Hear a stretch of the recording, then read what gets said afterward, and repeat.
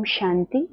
सुनते हैं आज 27 मई 2026 के परमात्मा महावाक्यों से कुछ डिवाइन सीक्रेट्स। आज बाबा कहते हैं कि कालों का काल बाप आया ही है हम बच्चों को काल से छुड़ाने, काल के पंजे से छुड़ाने। और उसके लिए बाबा हमको आज केवल एक ही मंत्र याद दिलाते हैं, वह है मन मनाभव का, अर्थात खुद को आत्मा समझो और केवल एक बाप को याद करो। आज बाबा कहते हैं कि हमें बहुत अटेंशन देना है इस बात का कि हम रूह हैं, हम आत्मा हैं। रूहानी यात्रा हम रूहों को करनी है, तो उसके लिए बाबा कहते हैं कि एक ही अभ्यास करो, वह है आत्म अभिमानी बनने का, देही अभिमानी स्थिति का।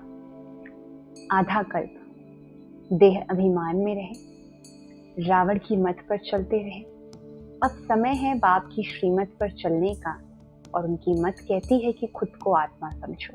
आत्माभिमानी स्थिति देही अभिमानी स्थिति बने, तभी हम रूहानी यात्रा कर सकते हैं। और बाबा आए हैं हम बच्चों को रूहानी यात्रा कराने के लिए। तो आज बाबा विशेष रूप से आत्मा और परमात्मा का एक बहुत ही गहरा परिचय देते हैं। बाबा कहते हैं कि आत्मा एक स्टार है तो परमात्मा थी, लेकिन एक बहुत बड़ी भूल जो बच्चे करते हैं वह यह है कि परमात्मा को सर्वव्यापी कहते हैं। पशुओं में कहते थे, कुत्ते में है, बिल्ली में है, इस प्रकार से।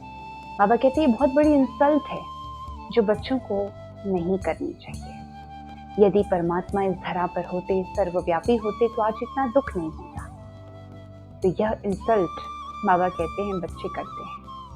वह तो ऑलमाइटी है, अथॉरिटी है, ज्ञान का सागर है। संगम युग पर आकर हम बच्चों को पढ़ाते हैं।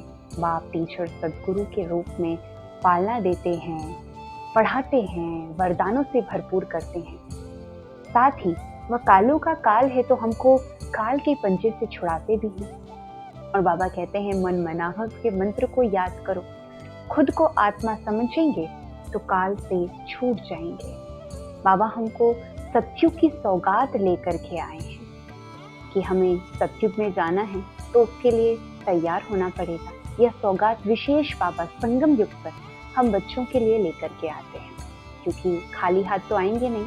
तो बाबा कहते हैं जो सौगात मैं लेकर के आता हूँ वो है स्वर्ग की बादशाही, जिसके लायक बच्चों को तैयार भी करते हैं, मत देते हैं जैसा चलना है वैसा।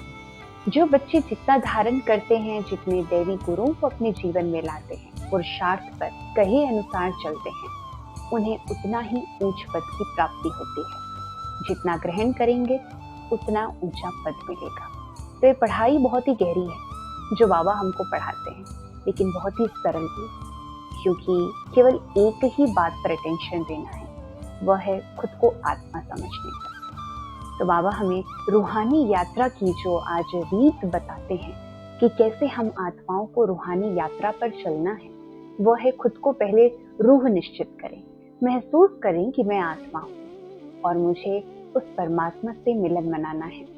संगम युग का यह श्रेष्ठ पल, सुनहरा पल है जब हमें परमात्मा से मिलने का अवसर मिलता, जब बाप टीचर और सदगुरु एक ही भगवान में दिखाई देता।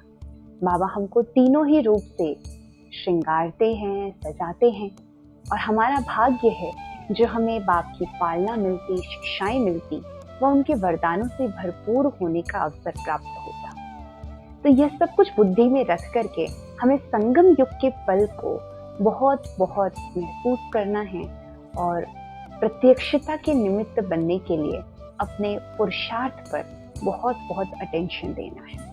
आज मम्मा के भी महावाक्य हैं। मम्मा आज विशेष रूप से एक गीत को याद करती हैं, जिसमें होता है कि यदि हम भगवान को साथ रखेंगे तो आंधी और तूफान जो हैं वह टल जाएंगे, रुक जाएंगे, तूफान भी तोहफा में बदल जाएगा। तो इस गीत के माध्यम से मम्मा हमको स्पष्ट करती हैं कि यदि भगवान हमारा साथी होता, हमारे साथ ही रहता, तो इस दुनिया में कभी भी दुख देखने को नहीं होता, क्योंकि जहाँ भगवान है वो सुख स्वरूप है, सुख का सागर है, वहाँ आपे ही दुनिया में सुख होता। लेकिन ऐसा देखने में तो नहीं आता, दुनिया अभी दुख धाम कहती है। तो क्यों हम ऐसा कहते हैं कि परमात्मा जो है वह हमारा साथी है या सर्वव्यापी है। मम्मा इस बात को स्पष्ट करते हुए कहती हैं कि यह तो बच्चे इंसल्ट करते हैं। आज की मुरली के एक पॉइंट को उठा करके मम्मा बच्चों को स्पष्ट कर रही हैं कि किस प्रकार से मनुष्य यह ग्लानि करते कि परमात्मा सर्वव्यापी है। परंतु एक बात और है, यदि हम हिम्मत का कदम बढ़ाते हैं, हिम्मत रखते हैं, निश्चय रखते हैं और एक कदम आगे बढ़ाते हैं अपने पुरुषार्थ के लिए, नई दुनिया को लाने के लिए, कल्याण का कदम हो, तो बाबा कहते हैं कि वह मदद अवश्य करेंगे। तो मम्मा उस बात को दोहराती हैं कि यदि हम हिम्मत का कदम आगे बढ़ाएंगे तो जरूर ही हमें बाप का सहयोग मिलेगा, बाप की मदद मिलेगी। लेकिन यह कहें कि भगवान हमारा साथी है तो कोई भी तूफान हमारे सामने नहीं आ सकता, ये दुनियावी गीत है।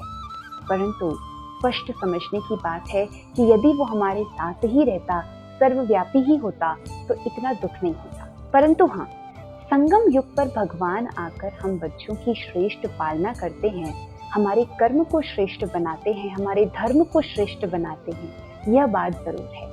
लेकिन उनका केवल एक ही बार इस धरती पर अवतरण होता है। इस बात को हम मनुष्यों को समझना भी है और अन्य आत्माओं को समझाना भी है। ओम शांति।